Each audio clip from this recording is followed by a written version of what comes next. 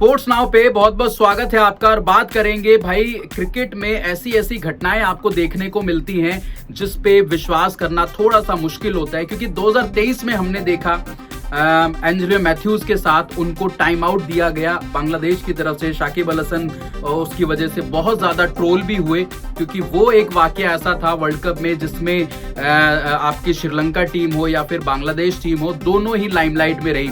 Limelight में सबसे ज्यादा आपके शाकिब अल हसन रहे, क्योंकि एंजेलो मैथ्यूज को हेलमेट की दिक्कत हो गई थी, जिसकी वजह से वो क्रीज पर टाइम पे नहीं पहली बॉल फेस कर पाए थे, जिसकी वजह से अंपायर ने उनको आउट करार दे दिया था। दूसरा एक वाकया होता है ऑफसेटिंग द बॉल, जिसे बोले कि बॉल के साथ एक तरीके से विकेट पे जाने से पहले अगर आप उसको पकड़ लेते हैं तो वहां पे बल्लेबाज को आउट करा दिया जाता है। मुशफिकुर रहीम के साथ ऐसा ही एक वाकया हुआ, लेकिन एक वाकया ऐसा अजीब हुआ जिस पे विश्वास करना थोड़ा सा मुश्किल है, जिस पे एक डिबेट भी छिड़ गई है क्रिकेट फैटर्निटी में कि भाई ये कैसे नॉट आउट दिया जा सकता है।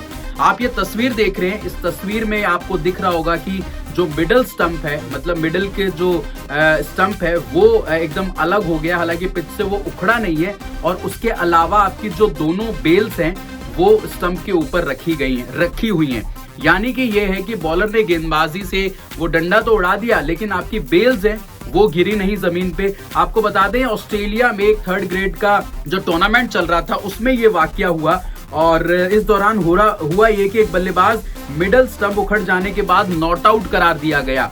मतलब ये है कि बेल्स उस पर टिकी रही, ऑन फील्ड अंपायर ने बल्लेबाज को आउट नहीं दिया, और इस घटना के नियमों पर बहस छिड़ गई। त्रिंगनाथ क्रिकेट क्लब और वेस्ट डिस्ट्रिक्ट के बीच मैच चल रहा था, जिसमें कि ये वाकया हुआ, जिसमें ये घटना हुई।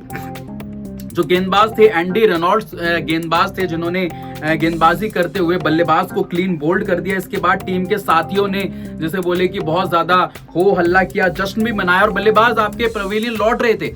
बल्लेबाज जो थे आपके वो पवेलियन लौट रहे थे। मैथ्यू बेस्टो इनका नाम है, वो पवेलियन लौट रहे थे। लेकिन जब अंपायर की नजर पड़ी कि भाई बेल्स तो वहीं की वहीं रखी हुई हैं, और जो स्टंप है वो मतलब आपका जमीन से उखड़ा नहीं है, वो अलग जरूर हो गया। लेकिन होता क्या है कि आउट होने के लिए स्टंप को उखड़ना बहुत ज्यादा जरूरी हो जाता है, तभी वो बल्लेबाज आउट करार दिया जाता है। और बेल्स भी वहां पे अटके हुए थे, गिरे नहीं थे। पवेलियन लौटने लगे थे बल्लेबाज, और उसी के बाद एक जो अंपायर की नजर जब पड़ती है तो अंपायर उनको वापस बुला लेते हैं और पता लगता है कि वो नॉट आउट करार दिए गए हैं।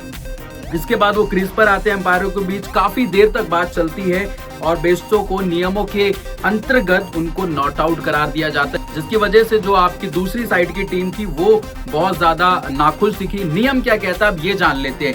नियम ये कहते हैं मैरी लोबन क्रिकेट क्लब के अनुसार स्टंप गिरा हुआ तब माना जाता है जब उसके ऊपर से कम एक बेल जमीन पर गिर जाए या एक से अधिक स्टंप उखड़ जाए, मतलब स्टंप का उखड़ना बहुत ज्यादा जरूरी होता है जमीन से।